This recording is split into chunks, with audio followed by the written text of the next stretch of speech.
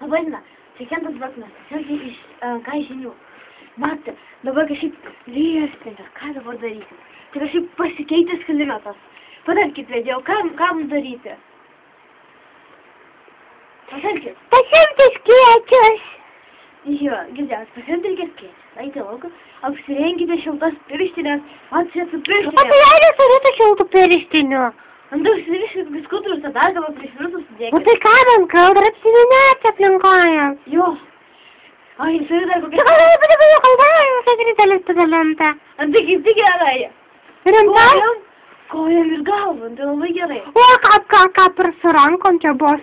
Nežinau, vykit kišenėse, ar prisikiršit kelnes. O tai jeigu aš kelnių neturiu. O tik pietkelnes. Ale, tas pėtkelės ant galvos nešioji. Tai Aš per Helovyną, tai jam būtų taip pozuoti, žinai. Tai jo, panašu. Dabar šitai vienas balės ant kojų. Kaip? Dabar prašyti viskas ant kojų. Bet mano tokia žydė su geltonais taškeliais. Tai labai gerai, tai užsidėk. Žydės pėtkelės su geltonais taškeliais? Taip. O, mano pėdikilnės. Neužsikrinu temos.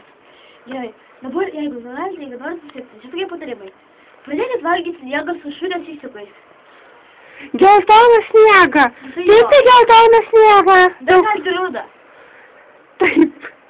Ir dar darykit kulvertukus, tempkitės ant kaklo, ant kaktos. Ir tada labai Dėkite citrisikos. Kaip? Dėkite citrisikos. Jie pati net kalbėtis prisikišti 2 kg sniego. Taigi, dabar receptas, kaip greičiau susirgti. Jūs turėjus 10 kg sniego, 1 kg geltono sniego ir 3 kg rudos sniego. O tokį va Taigi. sniego. Čia toks baltas sniegas. 5 kg O, atsiprašau. susikiškite į apatinės kelnaitės, 6 kg už papų, Tai labai teisinga. o kitos suvalgykite. Turiu dar prašyti už per nosį. Skanu vedėjau.